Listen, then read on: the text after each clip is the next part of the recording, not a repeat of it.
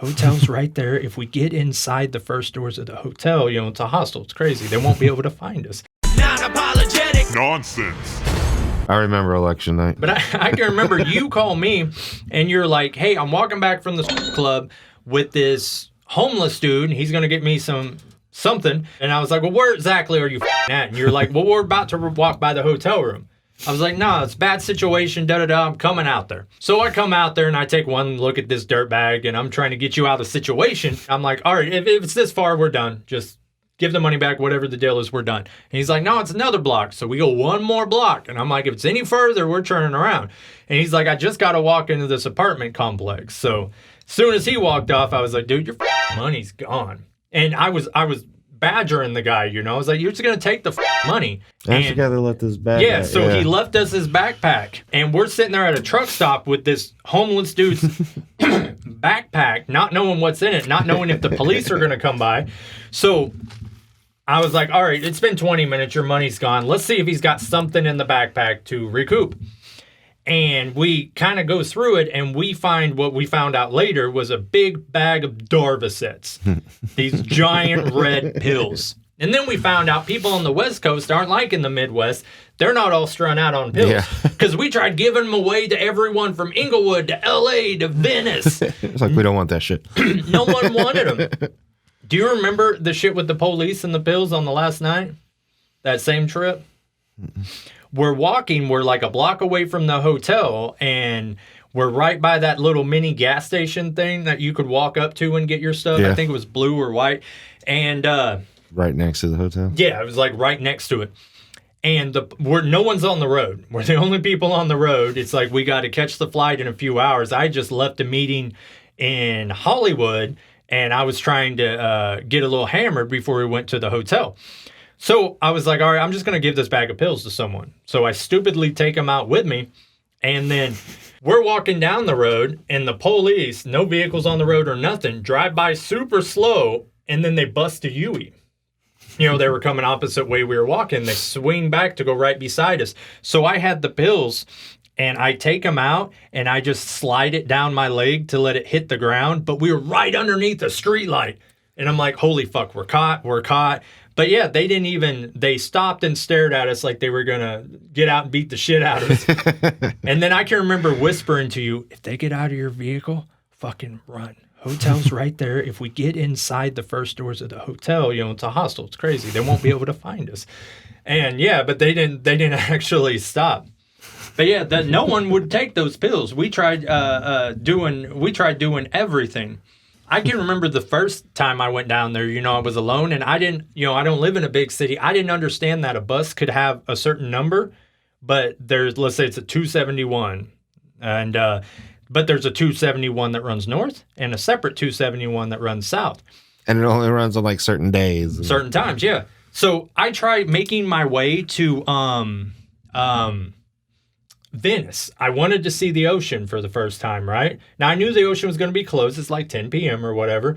But I had to jump like 3 or 4 buses, right? So I do a switch somewhere in the middle of nowhere. And I see, okay, I know I got 171. That's 171. So I hop on it. I start chit-chatting with someone. And I'm like, and bear in mind, I got all my luggage with me, like the whole nine. And he's like, dude, you're going the wrong way.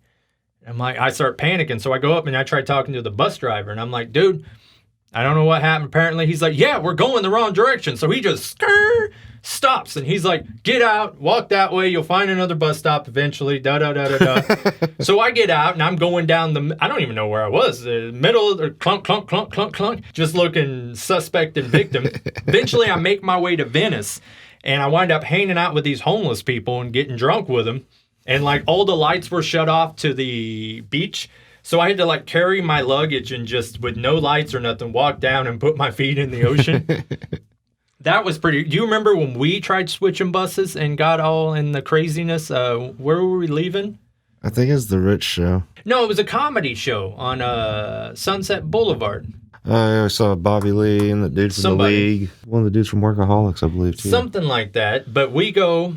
and we had the whole bus schedule mapped out, but we didn't know that it's one of the buses we had to switch like 2 or 3 times, and like the second or third bus, it quit running at midnight. So we get off on, we didn't know this at the time, but what was Skid Row? That's where we were by the Jack in the Box. Yeah, but it was closed, and so there's homeless people as far as the eye can see, both directions, and they're looking desperate, right? So that's where we were when we called the cab and we could see him driving 2 blocks. And he's like, no. Yeah, you guys walk up here. We waited there like an hour and we started walking around to see if we could see anything, but it was abandoned. And I was like, dude, we're going to get fucking stabbed. We need to at least stay right there by that restaurant. So we call a cab up and they're like, yeah, we'll come on down. They saw where we were at and they just sped the fuck off. I called the cab company back. They wouldn't come. I think we were there about 2 hours till eventually we got a taxi company to come get us. But yeah, it was nothing but death and depravity, and it was like homeless encampments. It wasn't like just people on the side of a road that would have been functioning normally during the day. This was like where they had been living for months, and you could see it. I don't know how we didn't ever become like a for real target, you know? Because between the strip clubs and the cameras and us just being drunk shenanigans at the hotel with, like, we bring our own speakers and just blast everyone out, be super hammered. I can remember one night we were partying and we had the door open to the hotel, and then this girl walked by and we're chit-chatting with her, and then she's like, oh, come over, have a drink. They were in the room next to us. So we go over there and she's in there with her husband, and they're like, they barely spoke English. They were like German or something. And then, so we're hammered, we're blatantly just hitting on this girl, right? And then I'm watching him and he's starting to get upset. You know what I mean? He's starting to get real pissed. It was little situations like that should have blown up, but never actually did. But I'd say every time we went to Inglewood, we got a pretty good welcoming because we'd be down there for like a week or 2 at a time. Yeah, but first time there is the dude at the bus stop. Like, asked if I wanted to buy some weed or whatnot. I gave him $20 and he just filled my hands up. Yeah. He's like, no, put out 2. That was back when we'd go down. Well, it was like $5 or $10. It wasn't that much. No, he gave me like a quarter's worth of fucking. That was back when, I know we got to wrap this up. That was back when you could go down to Venice and pay them $50 and they'd give you a medical marijuana license that only worked at 2 shady places. Yeah, that was crazy, man. But yeah, Ventures in Inglewood, shit was great. I loved it, and I thank God we made it. And I thank God that we made it through, because it was scary. Non-apologetic nonsense.